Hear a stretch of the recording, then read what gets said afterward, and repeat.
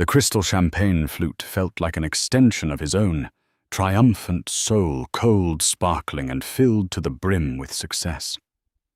On stage, under the warm glow of 1,000 spotlights, Julian Aaron, the golden boy of Silicon Valley, raised his glass. Beside him, the stunning Isabella Rossi, his VP, and his secret mirrored the gesture. He was about to toast to his future, to their future. But in the vast, adoring crowd, a single color broke the sea of black and silver, a flash of crimson. As Julian's eyes focused, the color took shape: a woman in a red gown, her silhouette unmistakable, her presence an impossible, terrifying reality. His pregnant wife. Julian Aaron lived a life meticulously curated for the pages of Forbes and Fortune. His sprawling Marin County home, a masterpiece of glass and redwood overlooking the Golden Gate Bridge, was a testament to his genius. He was the founder and CEO of Ether Innovations, a tech behemoth whose latest product, Ether Connect, promised to revolutionize global communication. At 38, he had a jawline that photographers loved, a mind that venture capitalists adored, and a wife who was the living embodiment of grace and old money elegance, Elellanena Aaron. Elellanena was more than just a beautiful accessory. In the early days, when Ether was just a chaotic dream operating out of a garage, her inheritance had been the seed money. Her unwavering belief had been the foundation. While Julian was the architect and the showman, Elellanena was the silent engineer of his life, ensuring every cog in their domestic and social machinery turned without a squeak. Now she was 7 months pregnant with their first child, a son. It was supposed to be the final perfect piece of their perfect life. But perfection was a fragile veneer. For the past year, the foundation had been cracking, eroded by the slow, corrosive drip of deceit. The late nights at the office became more frequent, the business trips longer. The easy intimacy they once shared was replaced by a polite, aching distance. Julian would come home smelling faintly of a perfume that wasn't hers. Chanel No. 5, a classic, bold choice. So unlike Eleanor's subtle, bespoke lily-of-the-valley scent. The source of that scent was Isabella Rossi. Isabella was the anti-Elellanena. Where Elellanena was classic elegance, Isabella was modern fire. Hired as the VP of marketing, she was a whirlwind of ambition with sharp intelligence and a predatory grace.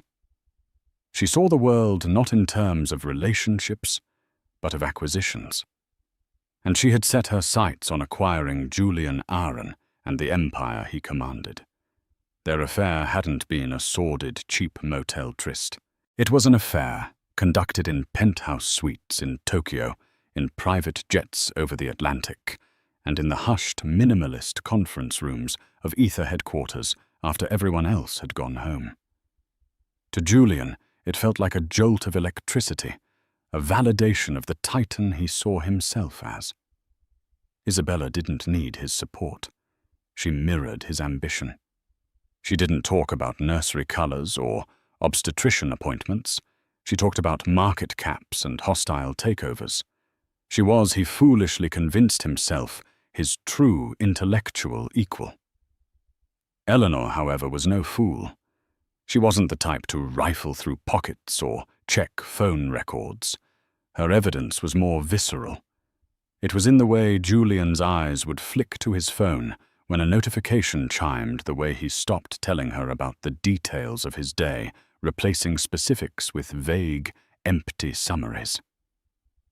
The final damning piece of evidence came not from a discovery, but from an omission. The Ether Gala. It was the biggest night in the company's history, the official launch of Ether Connect. For months, it had been all Julian talked about. Elellanena had her gown ready, a custom silver-blue creation by a renowned designer, designed to accommodate her growing baby bump with ethereal grace. 2 days before the event, Julian had come to her, his expression a practiced mask of concern. "Ellie, my love," he began, his voice smooth as polished stone. "Dr. Marlowe called me. He said with the stress of this final trimester, a big crowded event like the gala might be too much for you. He strongly advised you stay home and rest." Eleanor had simply nodded, her heart turning to a block of ice. She knew her obstetrician, Dr. Marlowe, personally. He was an old family friend. He would never call her husband behind her back unless the situation was dire, and even then he would have insisted she be on the line. A single discreet call to the doctor's office confirmed her suspicion. "No, Eleanor, I haven't spoken to Julian at all this week. Is everything all right?" the nurse had replied, her voice laced with innocent confusion. The lie was so blatant, so carelessly cruel, that it shattered the last vestiges of hope she'd been clinging to. He didn't just want to hide his affair. He wanted to erase her. He wanted to stand on that stage on the night of his greatest triumph, a triumph she had funded and emotionally supported, and have his mistress by his side, while his pregnant wife was tucked away, silenced and invisible. That evening, as Julian packed his tuxedo, believing his deception had worked, Eleanor sat in her walk-in closet, the silver-blue gown hanging before her like a ghost of the life she thought she had. Her hand rested on her belly, where their son kicked gently. It wasn't just an insult, it was a declaration of war. And Eleanor Aaron, for all her quiet grace, had never been one to surrender.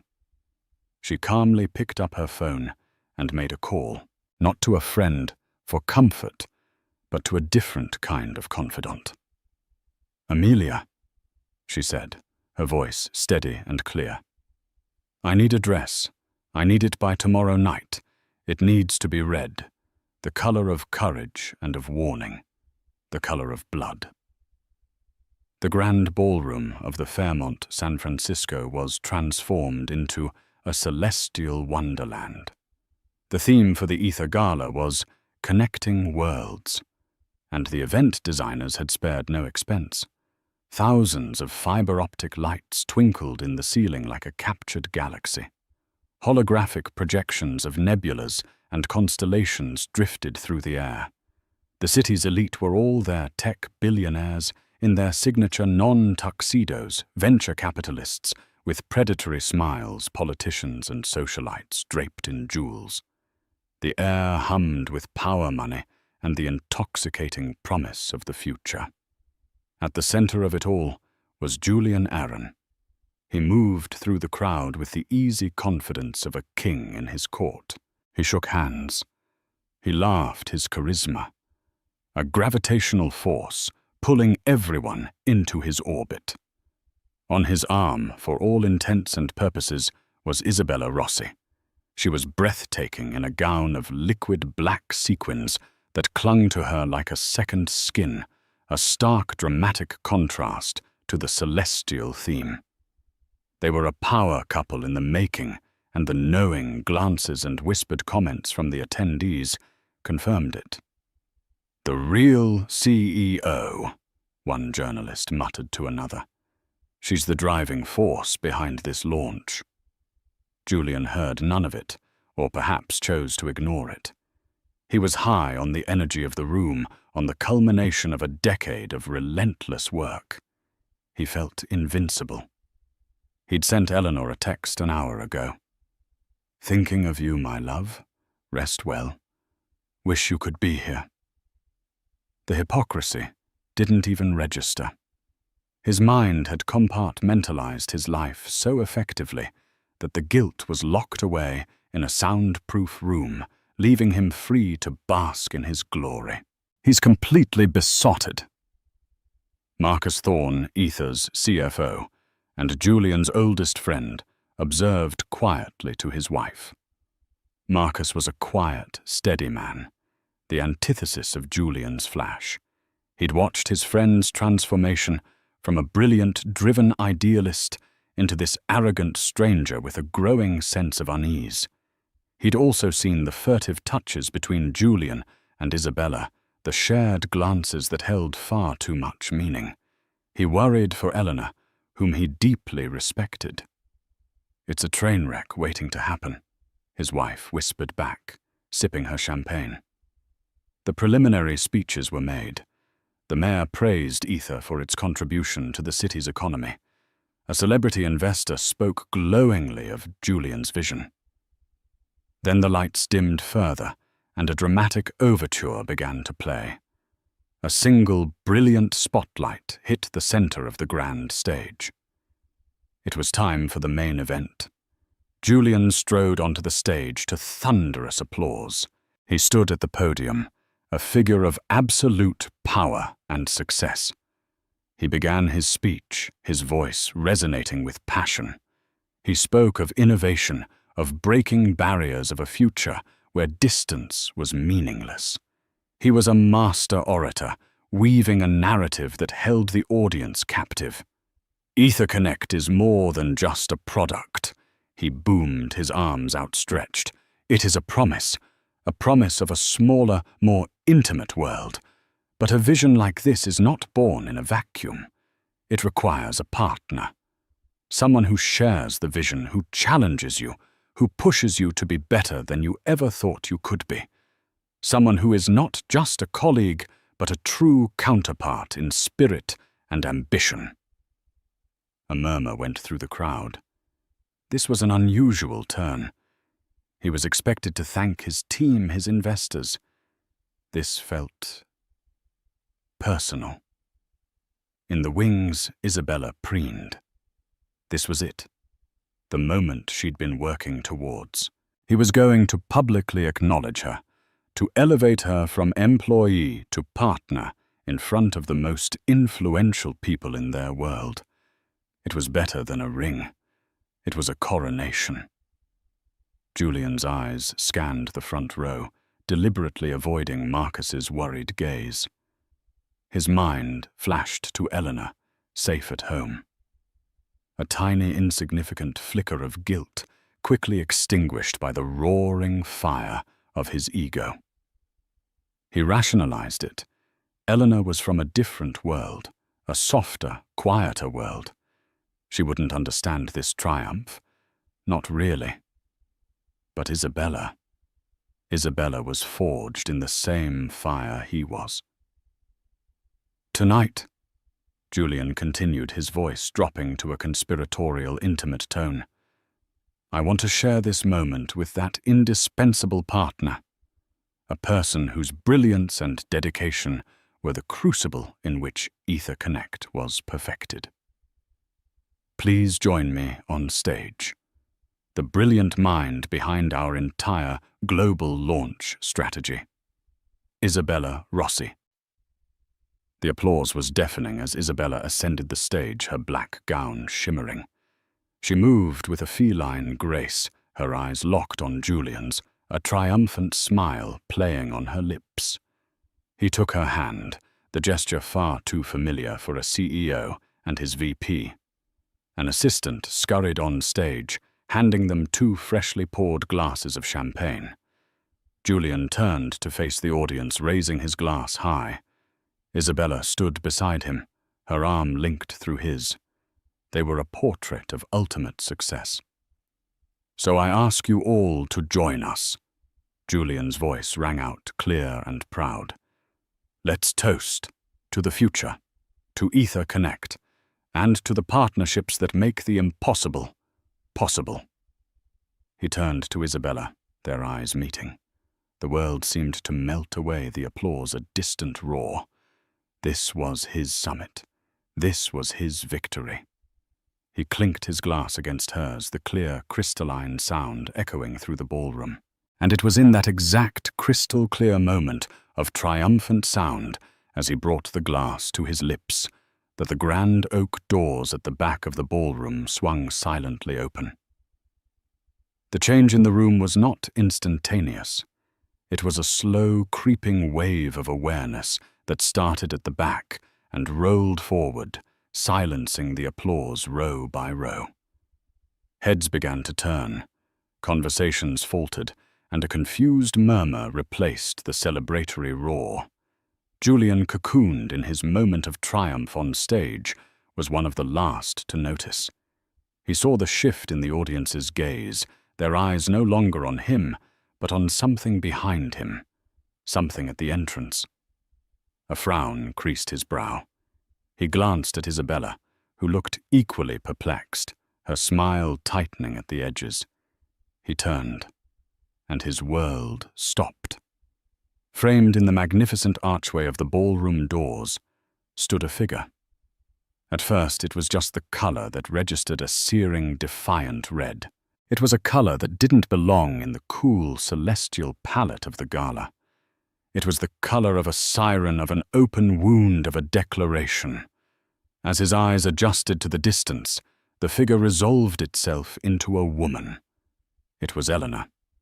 She was not the subdued, gently elegant Eleanor he had left at home. The woman standing there was a queen. She wore a floor-length custom-made gown of deep crimson silk. The fabric was deceptively simple, with clean, powerful lines that draped exquisitely over her 7-month pregnancy, accentuating the curve of her belly rather than hiding it. It made her look not fragile, but formidable, like a vessel of life and righteous fury. Her hair, usually styled in soft waves, was swept up in a severe, regal chignon, exposing the proud line of her neck. Her makeup was minimal but stark, a bold red lip that matched the dress. She was the most beautiful and terrifying thing Julian had ever seen. For a long, suspended moment, no one moved. The silence in the ballroom was absolute, a physical pressure that sucked the air from the room. The only sound was the faint ambient music from the speakers, which now seemed hideously out of place. Every eye, hundreds of them, was locked on Eleanor as she stood perfectly still at the entrance. On stage, Julian froze. The practiced, charismatic smile dissolved from his face, replaced by a slack-jawed mask of disbelief and horror. The champagne flute, which seconds ago had felt like a scepter, now felt impossibly heavy in his hand. His mind scrambled, trying to process the scene. Why she was supposed to be at home. She was supposed to be resting. The lie he had told her, so convenient and simple, was now a ticking bomb that had just detonated in the center of his life. Beside him, Isabella's confusion morphed into dawning comprehension and then into pure, unadulterated fury. Her fingers tightened on Julian's arm, her perfectly manicured nails digging into the fabric of his tuxedo. She recognized Eleanor instantly, of course. She had studied photographs of her, dissecting her rival's style, her looks, her life. But the woman in the pictures was a pale imitation of the avenging angel in red, who now commanded the attention of the entire room. Isabella's moment, her public anointing, had been stolen. The champagne glass in Julian's hand trembled, the golden liquid sloshing over the rim and onto his fingers, cold as ice. His throat was dry. He tried to form a word, Eleanor's name, an explanation, anything, but no sound came out. He was a statue, a monument to his own spectacular downfall, captured in the glare of the spotlights he had so desperately craved. And then Eleanor moved. Her steps were slow, deliberate, and utterly silent on the plush carpet. She didn't rush. She didn't look flustered or hysterical. She had a ronde with the inexorable, calm purpose of a tidal wave. Her eyes were fixed on the stage, on the two figures bathed in light. She didn't look at the whispering guests or the gawking journalists, their phones now surreptitiously raised to record the unfolding drama. She looked only at her husband and the woman standing beside him. With every step she took, the invisible thread of tension in the room pulled tighter. The story was no longer about a tech launch. It was about this silent, magnificent, and terrible procession. Julian's heart hammered against his ribs, a frantic drumbeat of panic. Do something, say something, his mind screamed. But what could he say? What could he possibly do? Run off the stage, pretend she wasn't there? Every possible action seemed more catastrophic than the last. He was trapped, impaled by the spotlight and her unwavering gaze. The crystal flute finally slipped from his numb fingers. It didn't shatter. It hit the stage with a dull, heavy thud, rolling a few inches before coming to a stop in a small, spreading pool of champagne. The sound, small as it was like a gunshot in the cavernous silence. It was the sound of the end. Eleanor's walk down the long center aisle of the ballroom was a masterclass in psychological warfare. She held the gaze of every single person she passed, yet her focus remained laser-sharp on the stage. The whispers followed in her wake, a ripple of shock and speculation. That's Eleanor Aaron. My God, she's pregnant. What is she doing here? Look at Julian's face. The socialites who had pitied her, the business rivals who envied her husband, the journalists who smelled blood in the water, they were all her audience now. And she was giving them the performance of a lifetime. This wasn't the act of a woman scorned come to scream and make a scene. This was the arrival of a reckoning. As she reached the front of the room, she finally paused at the foot of the low, broad steps leading up to the stage. She was now close enough to see the beads of sweat on Julian's forehead, the panicked tremor in his hand. She could see the venom in Isabella's eyes, the possessive grip she still had on Julian's arm, as if she could physically hold their shared world together through sheer force of will. Isabella, recovering from her initial shock, leaned in and hissed at Julian, her voice a venomous whisper meant only for him. Get her out of here. Julian, do something. This is a disaster. Call security. Have her removed. Her words seemed to break Julian's paralysis. He took a half step forward, his mouth opening. Eleanor. He began, his voice a hoarse croak. He intended to say more, to perhaps ask what she was doing, to plead with her to leave, to handle this privately. But Eleanor didn't give him the chance. She raised a single graceful hand, not in a wave, but in a clear, commanding gesture to stop. And he did. The one word he had managed to utter hung in the air, pathetic and useless. With the entire room as her witness, Eleanor looked not at her husband, but directly at Isabella Rossi. Her voice, when she finally spoke, was not loud, but it was so clear and resonant that it carried to every corner of the silent ballroom. It was a voice stripped of all warmth, polished to a diamond-hard edge.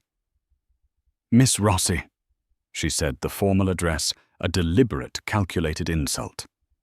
You are holding my husband's arm. Please let it go. The audacity of the demand, so polite, yet so utterly dominant, sent another shock wave through the audience. Isabella flinched, as if struck. Her face, a mask of fury, flushed a deep, ugly red beneath her perfect makeup. For a moment, her grip on Julian's arm tightened, a defiant act of possession. But then she saw the expressions on the faces in the front row. Pity, disgust, morbid curiosity. She was being judged, and she was losing. Her claim, staked in secret, was dissolving under the public glare of a lawful wife. With a final convulsive jerk, she released Julian's arm, stepping back as if his touch had burned her. Julian stood between the two women, a pathetic, powerless figurehead. His empire, his night, his life, it was all being decided for him. Eleanor's gaze then shifted to Julian, The cold fury in her eyes was so intense it was almost a physical force. She didn't need to raise her voice. She didn't need to list his sins. He saw them all reflected back at him in her unwavering stare, the lies, the betrayal, the staggering disrespect. He saw the ghost of the man he once was, and the monster he had become.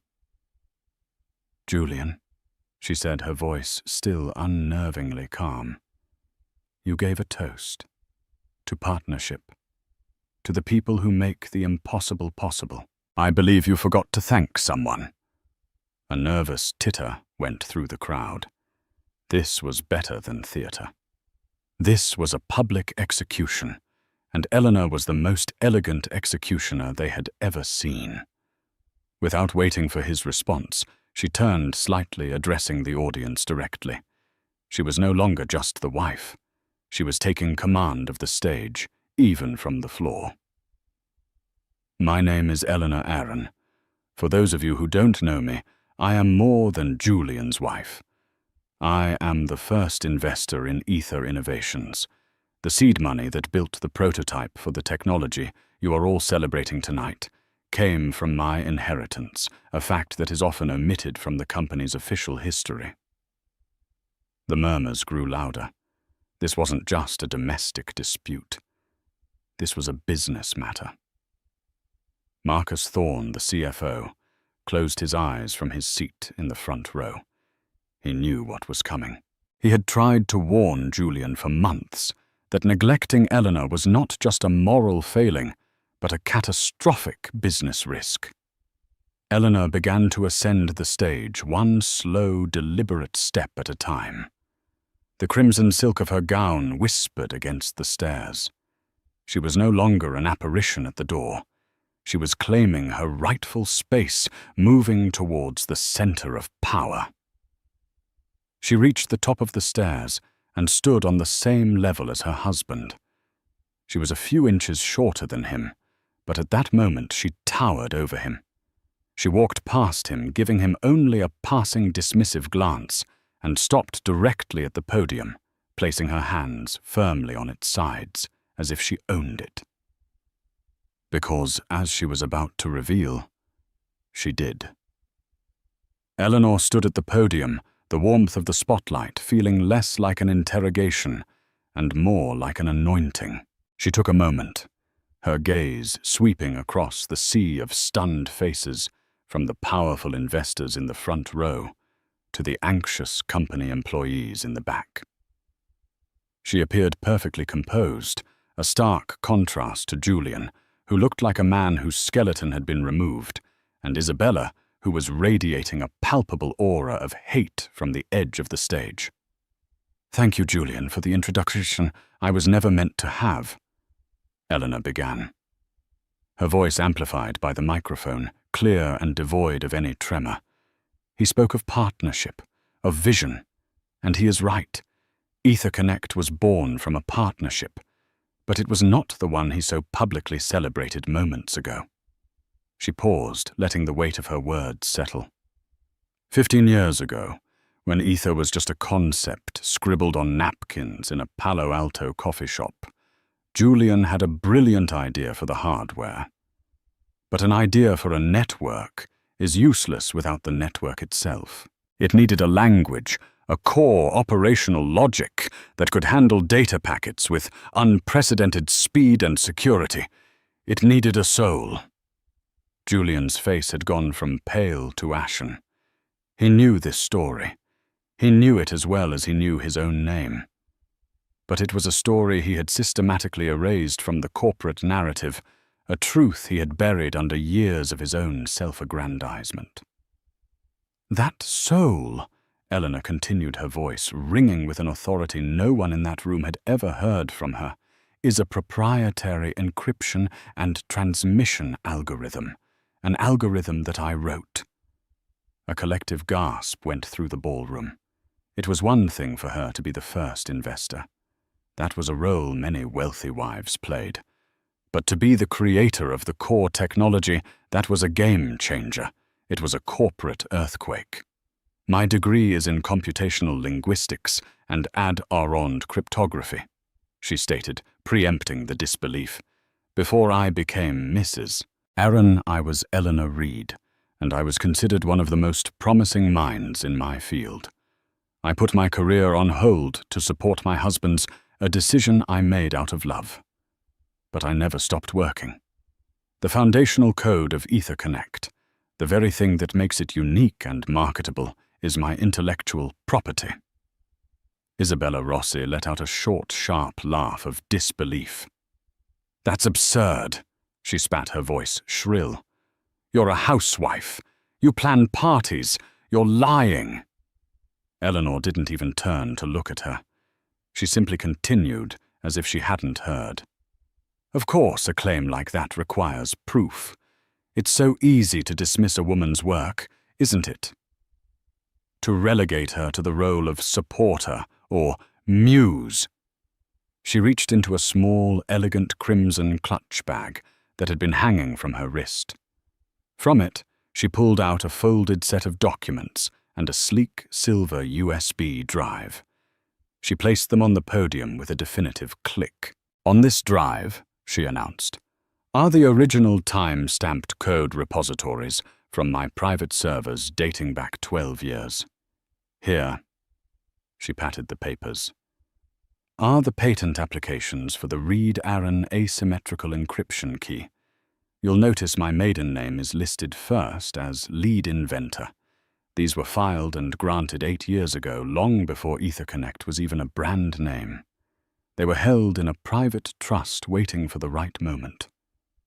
She finally turned her head and looked at Julian, a sliver of something that might have been sorrow, but was now cold steel in her eyes. I trusted you, Julian. I trusted that you would do the right thing and formally license the technology from the trust when the company went public, that you would acknowledge my contribution. I thought our marriage, our partnership was built on something more than just your ego. I was wrong. The implications of her words began to dawn on the investors in the front row. If the core technology of the company's flagship product was not owned by the company, but by a private individual, an individual the CEO had just publicly and catastrophically betrayed, then Aether Innovations was built on a lie. Their multi-billion-dollar valuation was a house of cards. You can't do this, Julian whispered, finally finding his voice. It was a plea. Eleanor, please, we can talk about this, not here. We are long past talking.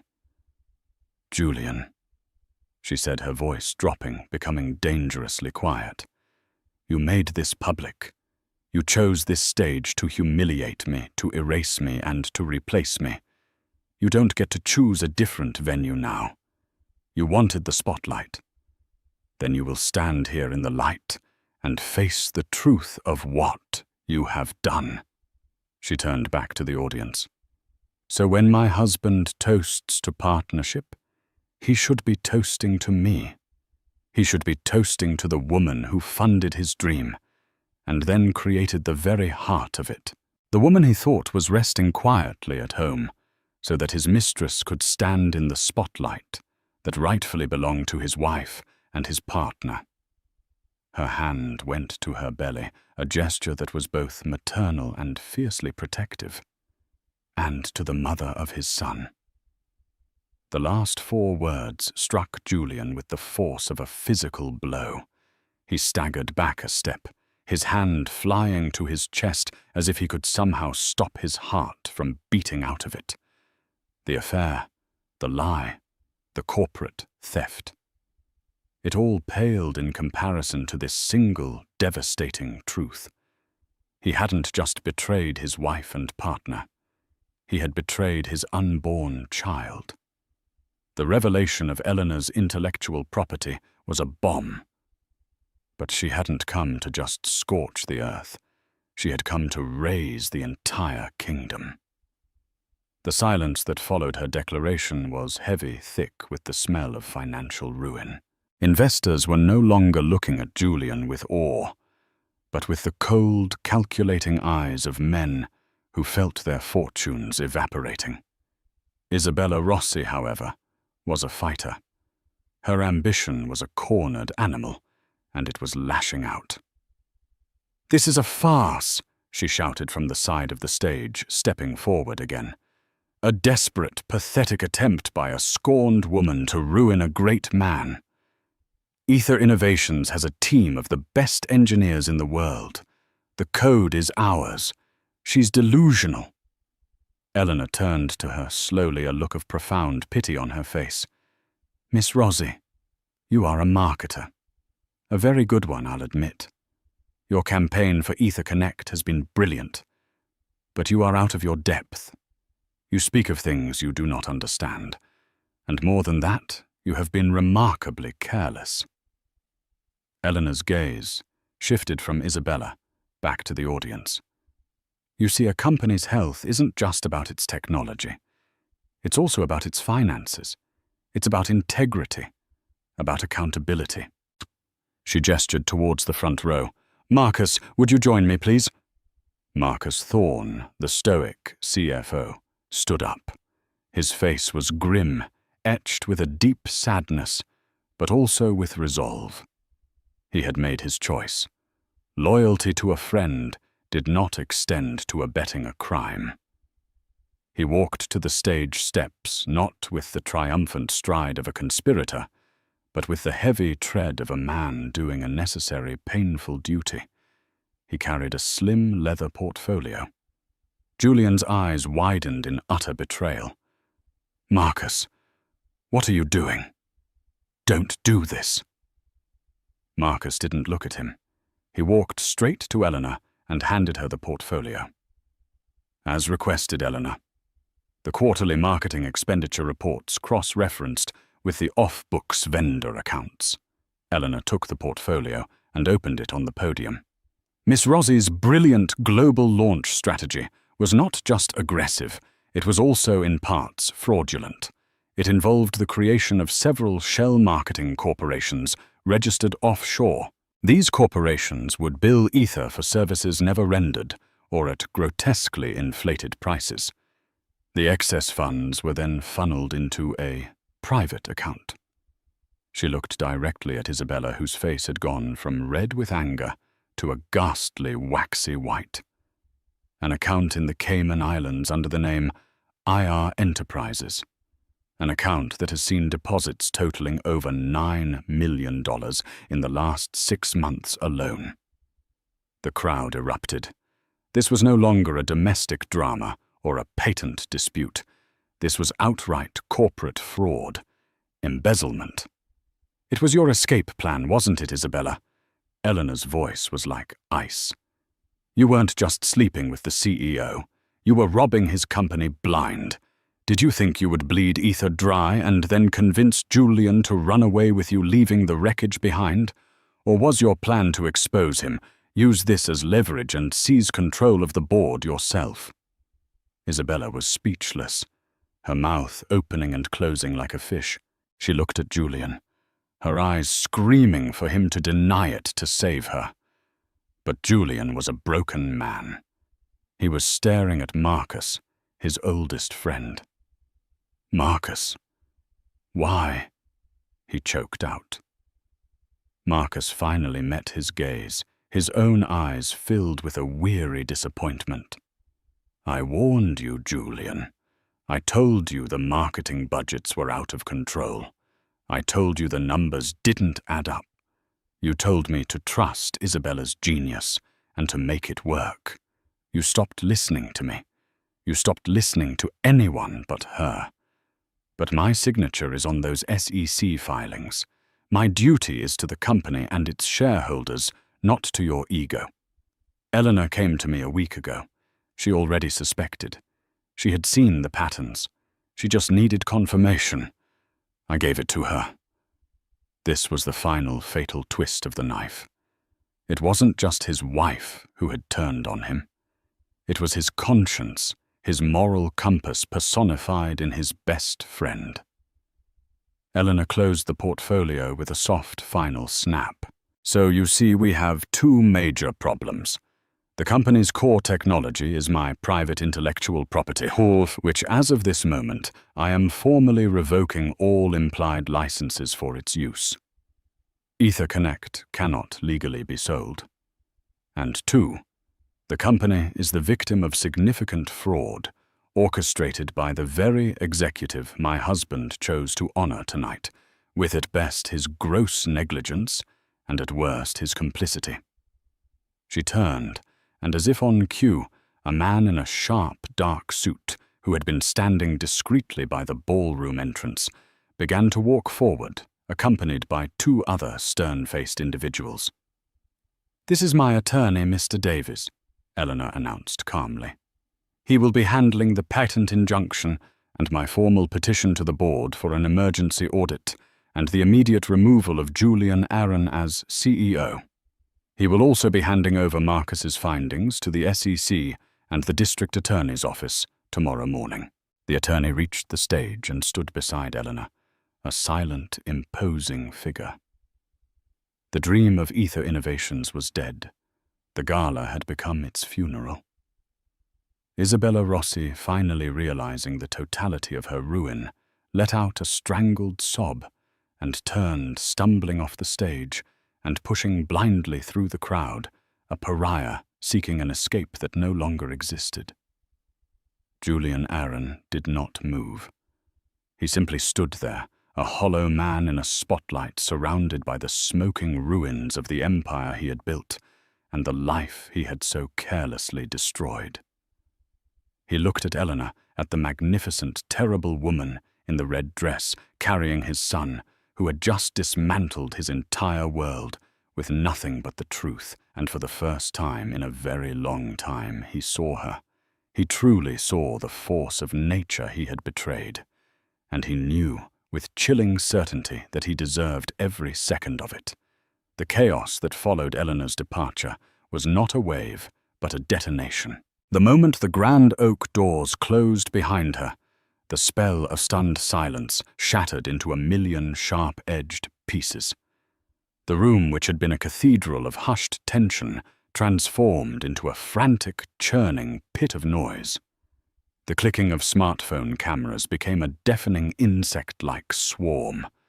Journalists, no longer feigning decorum, surged toward the stage like a pack of wolves, shouting questions that were less inquiries and more accusations. "Mr. Aaron, can you confirm Ether's core patent is not company property? Is it true you were complicit in a multi-million-dollar fraud? What is your response to your wife's allegations?" On stage, Julian stood catatonic. The spotlights that had been his adoring son now feeling like the merciless lights of an interrogation room. His world had been deconstructed piece by piece in front of everyone he had ever wanted to impress. His attorney, a shark named Lawrence Adler, whom Julian paid an obscene retainer to make problems disappear, was now the one who looked panicked. He was whispering frantically into his phone, his eyes darting between Julian and Eleanor's calm, collected lawyer, Mr. Davies, who stood like a stone monolith, unmoved by the hysteria. Adler was a fixer, but he couldn't fix this. This was a demolition. Julian's eyes found Marcus Thorne, who was being shielded from the press by his wife as they made their way toward a side exit. Their eyes met for a fraction of a second across the chaotic room.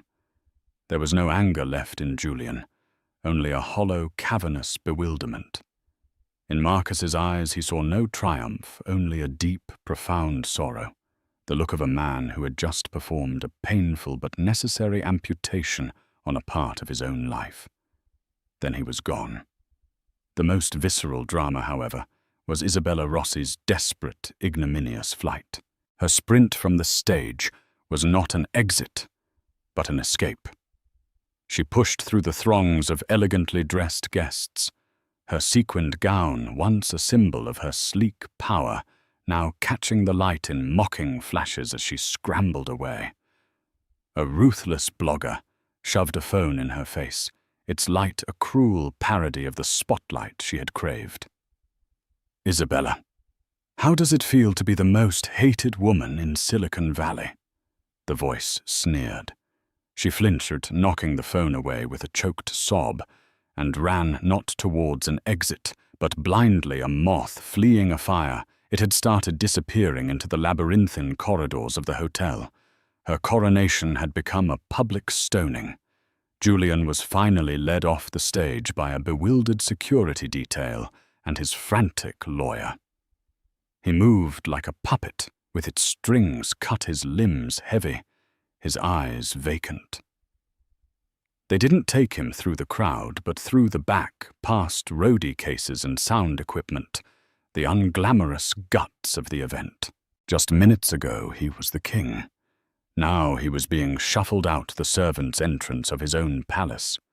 The last thing he heard before the fire door slammed shut behind him was the unified roar of the digital vultures feasting on the carcass of his reputation. The ensuing 24 hours were a masterclass in corporate collapse. Before the sun rose over the bay, the story was the global headline on every financial news network.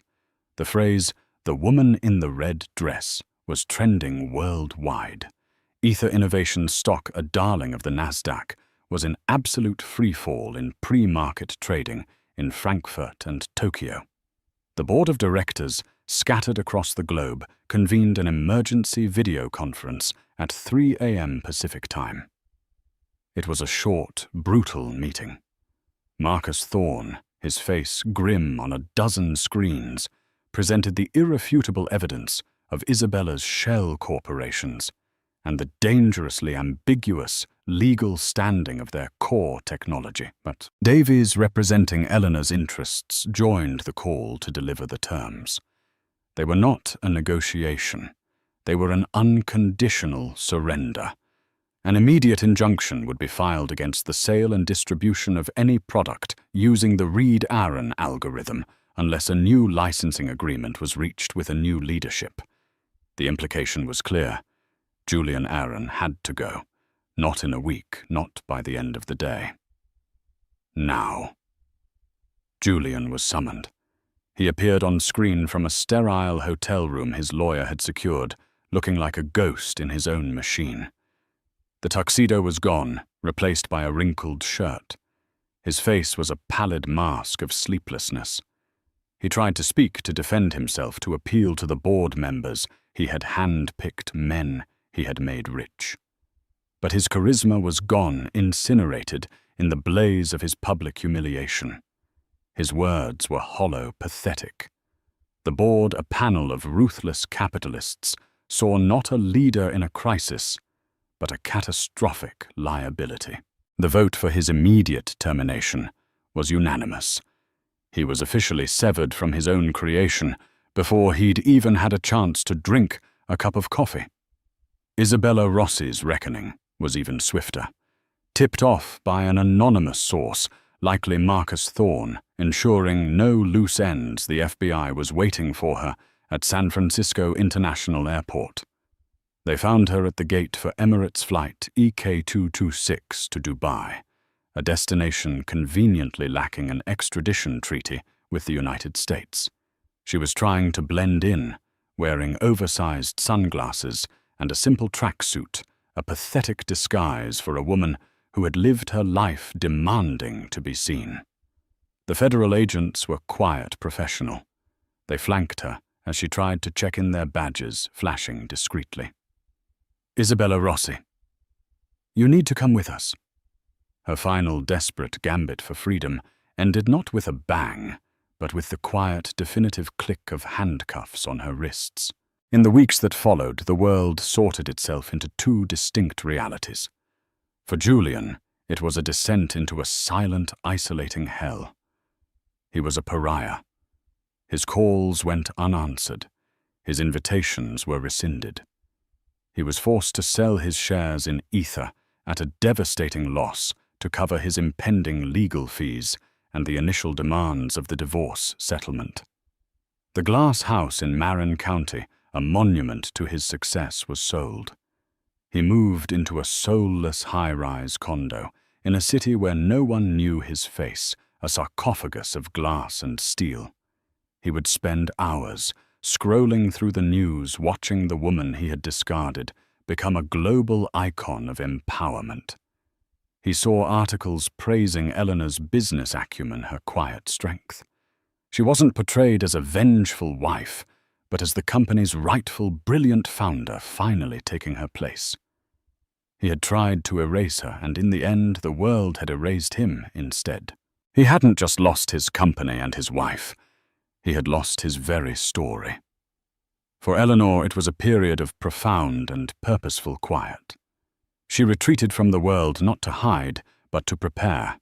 She moved into her family's old, sprawling estate in Carmel, a place of whispering pines and crashing waves, a world away from the toxic ambition of Silicon Valley.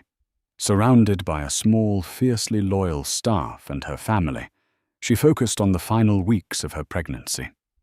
She didn't revel in Julian's downfall or Isabella's arrest. Her actions had not been about passion or revenge. They had been a series of calculated strategic moves to protect her future and the legacy she had created. While the world debated her motives, she was simply quietly getting her house in order. 6 weeks after the gala of ruin, Eleanor gave birth to a healthy 7-pound baby boy. In the quiet, sunlit room of the maternity ward, holding her son for the first time, the last vestiges of the battle she had endured fell away. She looked into his tiny, perfect face and saw not a connection to a broken past, but the foundation of an entirely new future. She named him Reed, her name. A name that signified strength, resilience, and a legacy that was hers, and hers alone, to give. The phoenix truly rose from the ashes 2 months later. Eleanor Aaron, now majority shareholder and newly appointed chairwoman of the board of Ether Innovations, walked into the company's headquarters. There was no fanfare. She wore a simple, elegant, navy blue dress, the color of stability and command. She convened an all-hands meeting, standing before the thousands of employees whose futures had been thrown into turmoil. Her speech was everything Julian's had not been. It was quiet, direct, and profoundly honest. She acknowledged the betrayal and the fraud at the highest level of the company. She did not gloss over the painful truth. But then she pivoted. She spoke of her own history with the company not as a wife, but as its first architect. She laid out a new vision for Ether, one built not on reckless growth and bloated egos, but on sustainable innovation, transparency, and a culture of mutual respect. With Marcus Thorne formally appointed as her CEO, they began the Great Reconstruction. They dissolved the toxic high-pressure sales departments and replaced them with collaborative, product-focused teams. They established a new independent ethics committee. They invested heavily in employee wellness programs. They began the slow, arduous process of rebuilding trust with shareholders and the public, not with slick marketing campaigns, but with solid, dependable performance. Eleanor didn't just save the company. She gave it a soul, the one she had written the code for all those years ago. Julian Aaron was never heard from again in any meaningful way. His name became a verb in the valley. To be Aaroned was to suffer a complete and total self-inflicted public immolation. He existed only as a ghost, a cautionary tale. Eleanor never wore red again. She didn't need to. The red dress had been a weapon for a single, decisive battle. But the war for her life, for her legacy, and for her future had been won. Her power was no longer something she had to wear. It was in the code she wrote the company she led, and the quiet, steady gaze of the son who bore her name.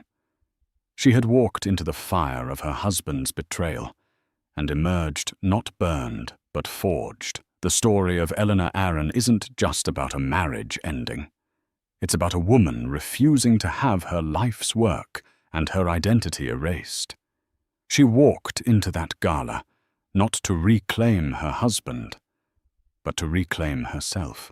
Her red dress wasn't a plea for attention. It was her armor, a symbol that she would not break, that she would not be silenced.